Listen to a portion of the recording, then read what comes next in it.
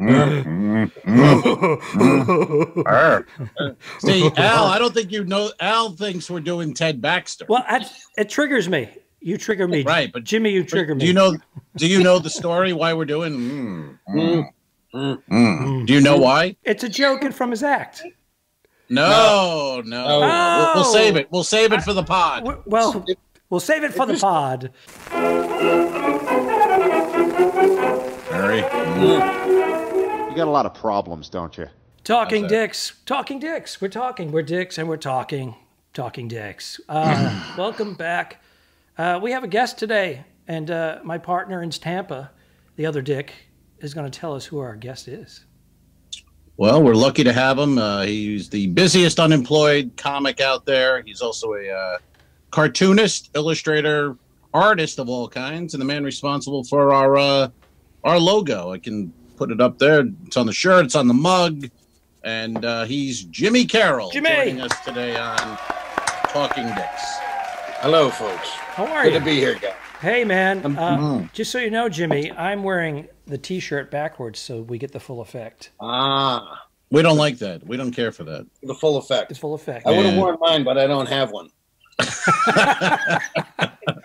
I have no two dicks anything. That was a screw up on this is actually Alfred's it. part. And my wife said that she was going to go mail it for me, and then she left. She left without taking it. But we're going to get it in the mail. You know what?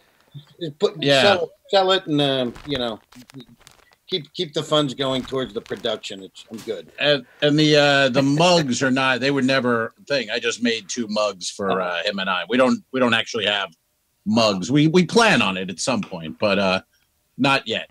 So got a little we got a little Mary's coffee in here, if you know what I mean. I can make my own mug. That is true. Now, Jimmy, we're going to explain what they're doing. They have, I don't know if they have gas pains or what the deal is, but Jimmy, he's not only an established stand-up comedian for many, many years, but he also has his own company, modernmancomics.com, where he's an illustrator, a cartoonist, if you will. But what is the proper title of what you do there? And they're very, very good. I mean, top of the line stuff. That's mostly cartooning illustration on that website. I run the gambit. I've done animation. I've done fine art. I've done pretty much the whole game. My background was actually in commercial art, fine art, photography, and I put myself through school doing that, and then worked at Coca-Cola for a year, and decided I wanted to try stand-up comedy, and what a great choice that turned out to be. Yeah. Who's ever heard of Coca-Cola? And when did you start stand-up? That was a good move. When did you start stand-up comedy? Was it March 15th, 2020? That's actually what I said. This is it. I'm getting into it. This is the perfect time. I think the comedy boom is coming back. Clubs seem to be it's good, right? It's good that we can laugh while we just sink and go under.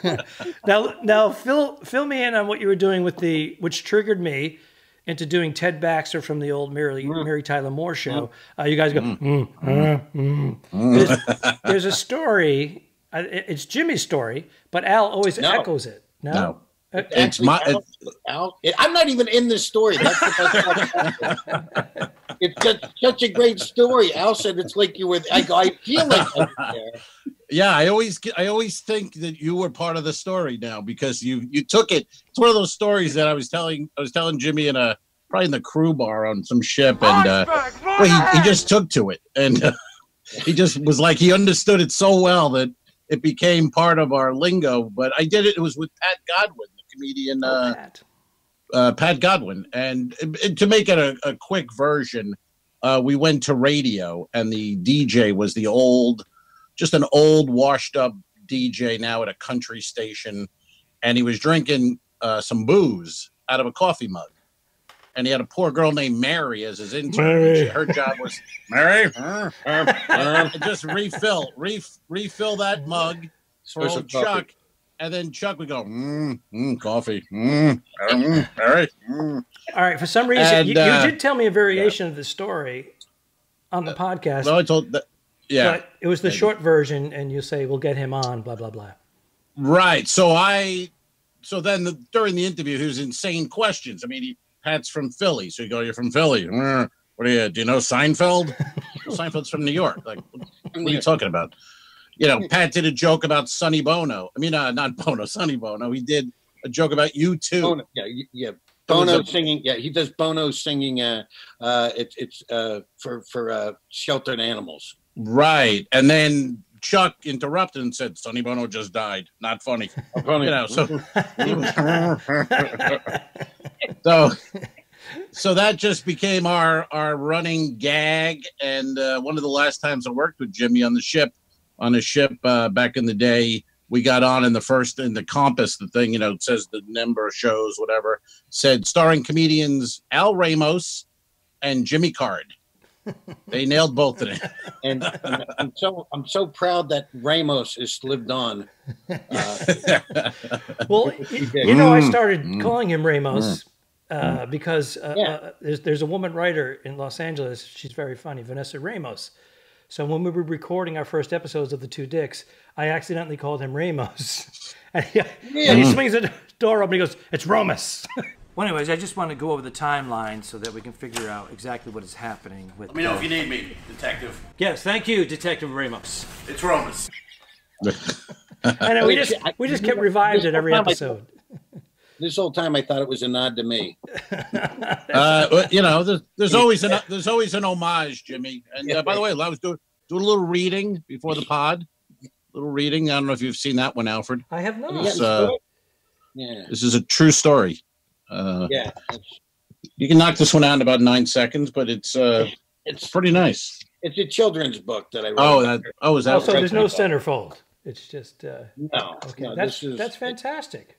Yeah, it was the first children's book that I did. I also did one for Tom Cotter's wife, Carrie Louise. Carrie Louise, yeah, and she approached me, and that one apparently Tom's name was on the check, but go ahead. No.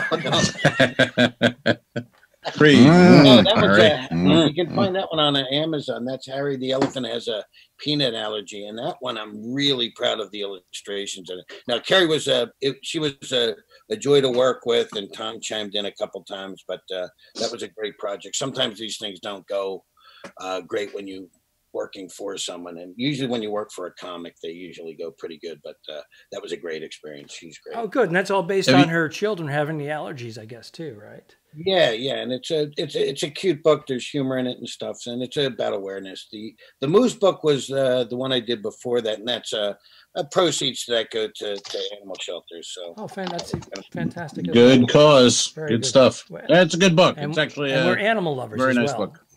I like. We are. I like. No, you guys are great with dogs. I like kids a lot, but I love dogs, animals in general. That sounded a little weird. It sounded a little Chris D'Elia-ish. I like kids a lot. The Two Dicks, though, don't have a great record with dogs, though. Well, yeah, no. He lived. God damn it. You know what? I wanted that to be a running joke. I was telling him, I was like, you should have that. Like, you got to keep killing this dog. You know, it's just so wrong. Tippy. If we ever shoot again and together, maybe we'll bring it back. Yeah, take another shot at Tippy. Jimmy, I wanted to get a little. We did a herf last week, a cigar herf where Jimmy was on, and I was telling him that his impression, he does an impression of Quint from Jaws, Robert Shaw. Quint from Jaws. I just changed out of that T-shirt to this one. I was wearing my Quint. Really? Yeah. That's exciting. And but no, that was good, Al. I'm glad you changed. He does this impression of Robert Shaw from Jaws, and he put it as basically around a hell gig. Have you ever done? What was the name of the gig there, Jimmy? I'm blanking. Betty's Fireside. Oh yeah, Betty's Fireside. The bar. You're like performing on top of the bar. Yeah, you're on the bar behind the bar. It's a horse bar. I've done it more than once. You would step on a milk crate to get. Remember, you had to step on a milk crate. Yeah. Actually, step up because the crate was way too high. So you were shoulder level, like your feet were shoulder level to the bartenders you were looking at their backs because they were working in front of you, and then there was the 150 people of just hatred. Just playing pool and just using some of the balls, it was a cash as gig. missiles. It was a cash gig. Yeah, it was a cash gig. We all It was did a Wednesday, but you went Wednesday back night, Thursday night, or something. Yeah, I thought it was Tuesday night. Yeah, it was a Tuesday night. That's right. Yeah, it was like, and it was one of those. You dreaded to do it, but everyone did it. And but then you became like, it was funny. Like if you were in the Midwest, and someone would be like, "You're from Philly." Did you do Betty's Fireside? Right. Like, you, oh, guys, this guy did Betty's Fireside. You gotta tell us, you know. Yes. that was the watermark, I guess. Yeah. Yeah. And so, Jimmy, if you would, I don't want to put you on the spot, but I will, just to give us a little taste of the Betty's Fireside version with Robert Shaw. This thing is so inside just the comics and comics that have worked Betty's Fireside. That's right. And it's an obscure impression that not many people are going to get. So thanks for limiting it to the point where, like, I have no idea what he's doing. But anyway, it's the scene in Jaws when they're doing the scars, and he goes, "What's that one?" He goes, "Oh, that's nothing, Chief. That's just an old tattoo that I had removed." Don't tell me, mother. Mr. Hooper, that was Betty's Fireside. You worked Betty's Fireside? What is it? Toughest one-nighter on the East Coast, Chief. Sent into Danville, New Jersey to deliver a show. Show went down in less than 15 minutes. First heckler was a 250-pounder. You know, you measure him from the belly button to the asshole. We didn't know our show had been so secret. No promotion had been sent. Didn't even send a flyer in the men's room. So when the spotlight hit the stage, hecklers come cruising. Form ourselves into tight gangs like you see in the Battle of Squares and the counter the Battle of Waterloo. The idea being the closer the heckler comes, they start pounding and screaming and hollering. Sometimes that heckler go away. Oh man! Anyway, that is beautiful, and I love. And you got the Dreyfus snickering cadence. Yeah, like right in there. Years ago, I loved obscure impressions, and I used to do I was driving the car with the way I used to drive the way with nuts. I'm going, suddenly I'm starting to do a Richard Dreyfuss. This is Richard Dreyfuss. I'm doing Richard Dreyfuss. And then you got to do it so you can lock it in. And she's like, would you stop doing Richard Dreyfuss? They go, I can't stop doing Richard Dreyfuss until I get him. Until you hone right in, and then I can leave it. Yeah, but Quint was one of those. Was the only voice that I went out, bought the VHS tape. Am I dating myself? Of Jaws. And I studied. That was the only time that I ever studied a voice to get. And I was like, no one does Quint, so I wanted to do Quint. That bit, I mean, it is so inside, but it's so goddamn funny. I mean, it's perfect. I did it. I recorded it. I'll have to get you guys a copy of it if I can dig it up. You heard the copy of that, right? I saw. I think you guys are passing it around. Is that where you're like a jerk? Were you at the Borgata? Was it the Borgata or something backstage somewhere? Oh, there was that. Joey Cole had asked me to do it, so I kind of did it there. And then, but I actually did an audio version of it. It was like 4 a.m. I was on a Holland America ship, and I was with Mary earlier. Mary.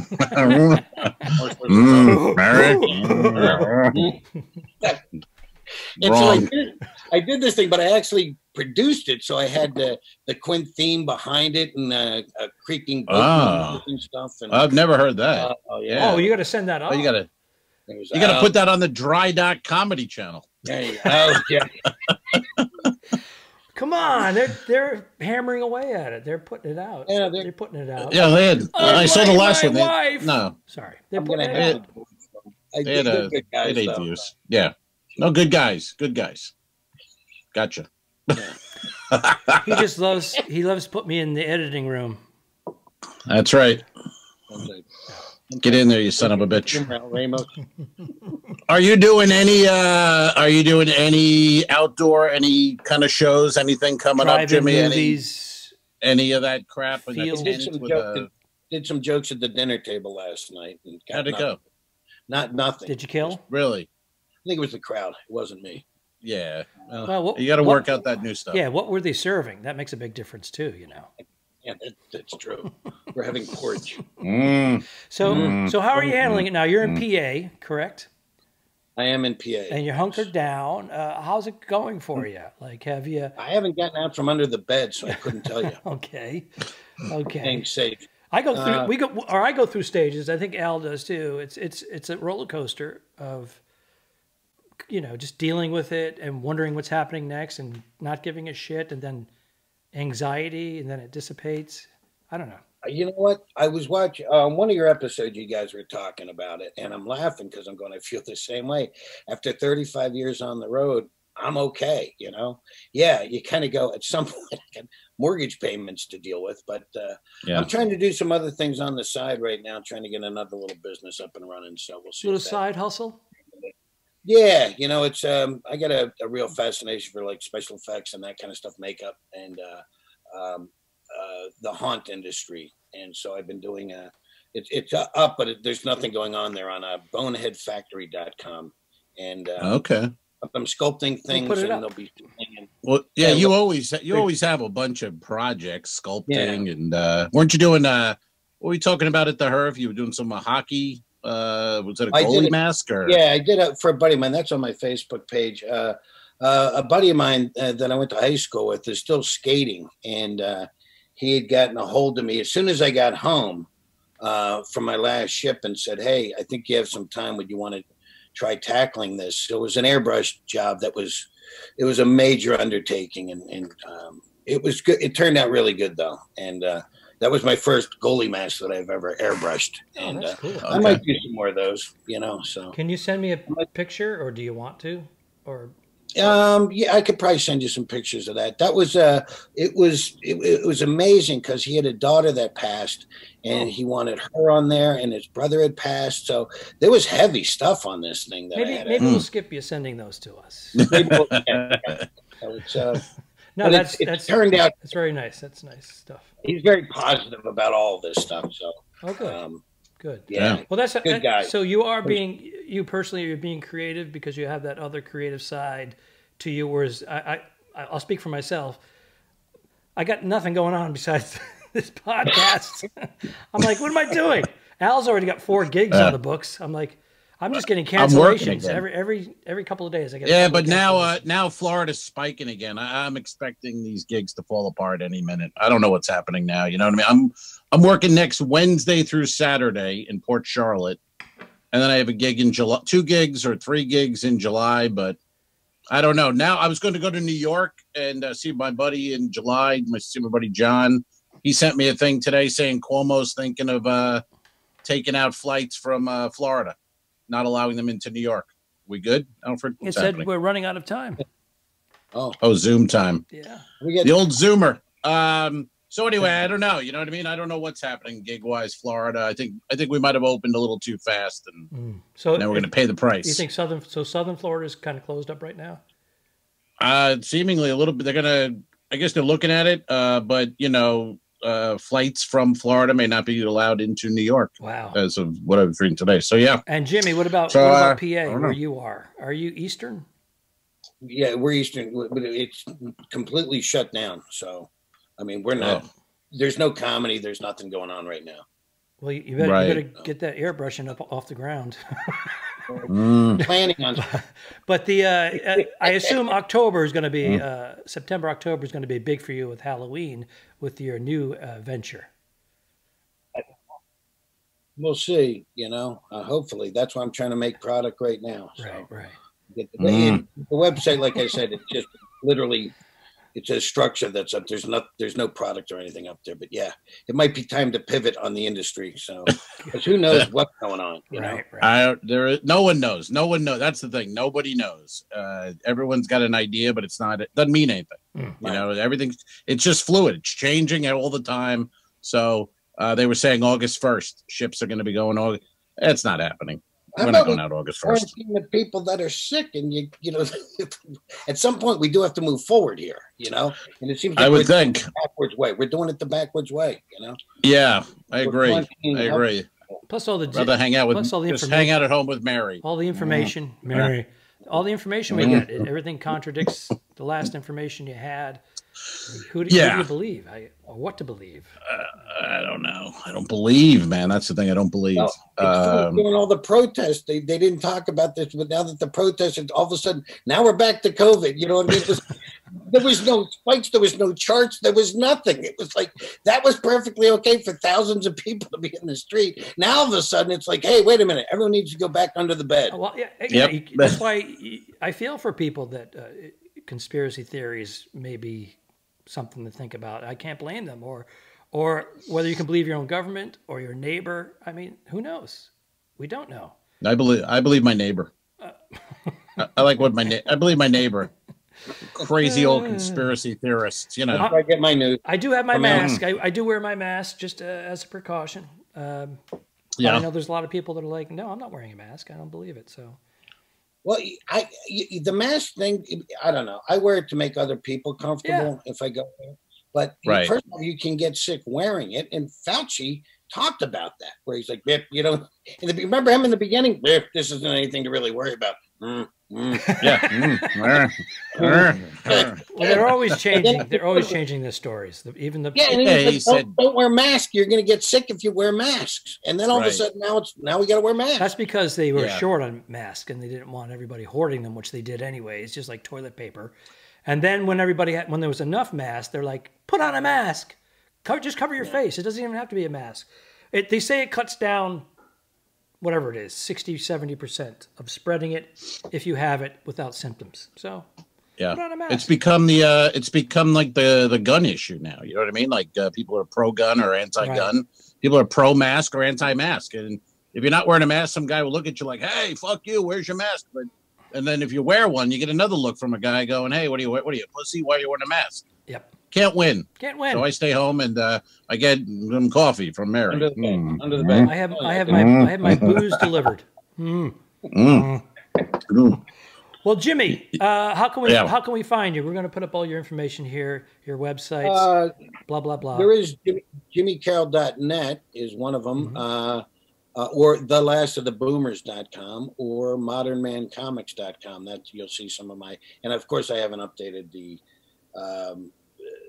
cartoons. So I'm doing on Facebook. I'm trying to do this Modern Man Mondays. So every Monday we get a new one. It's good. And good deal. We hope to, if you're interested, we hope to have you on an episode of the Two Dicks when we get back up and running. And I believe you were tentatively going to be on an episode when we were in Atlantic City. Is that true, Al? Or wasn't it supposed to be our dear late friend Jeff? It was Fat. Well, the idea.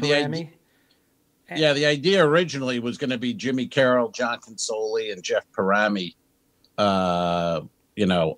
which would have been just tremendous, obviously, but never really happened, obviously, again. But we'd love to anytime. I would love to get Jimmy in there. As long as there's some coffee. Well, we also have to try to coordinate it where if we can all work together, close together. Yeah. Work. Because work. Otherwise, Al's going to have to use his PPP money, your unemployment money, to pay for his round trip ticket. My unemployment money? Haven't you been getting unemployment since day one? You've been getting unemployment in the middle of March. You were pulling it in. I have a lot of overhead. Oh, do you? Yeah. Jimmy has 2 daughters who went to out-of-state schools. Yes. Did I mention that on this? You have not. That's why I thought I would drop it in before it's over. Yeah. Homeschooling. Apparently, there were no colleges in the state of Pennsylvania good enough for my children. All right. I think we're going to wrap it up here, boys. Okay. Jimmy, thanks for taking the time. Now, is it Jimmy, Jim, James? What do you prefer? Jimmy is your stage name. Your preferred Jimmy Card. Jimmy Carroll. The problem with it was when I first started, I always went by Jim, but people would call me Jimmy. Then you had nicknames and different stuff. But the problem was there was Jim Carroll, the Jim Carroll Band. Yeah, those are people who die. Yeah, and then like I would get to a club and they were like, "Do you do poetry?" And I said, "Anything that I rhyme, rhymes with Nantucket." So I would say probably I wouldn't say no. And then there was this Jim Carroll, Karol, the psychic madman. So I just went with Jimmy Carroll, and so that's and it's worked out. Look at that. 40 years later, you're not working. That's why I brought it up. There's always going to be a story. Yeah, I'm under the bed in Pennsylvania, and that's what that Jimmy Carroll got. All right, on that note, thanks again for coming on The Talking Dicks. Thank you, Jim. Really enjoyed the series. Oh, I don't have thanks, man. This is my mug that I don't have. I didn't kill my wife. I don't care. We'll fix it in post, you son of a bitch. No, really, don't mess with me, because I don't come down to the bus station and slap the dick out of your mouth when you're working, do I?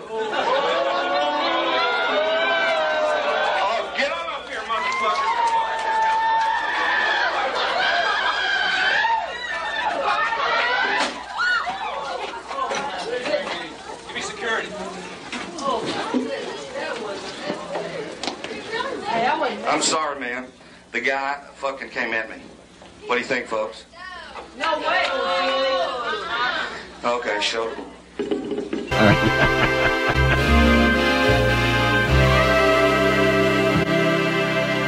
Subscribe, Mary. Patreon.com/forward2dicks. If you shoot me, you won't see a cent of that money. Why? I think it ends on that. That's beautiful.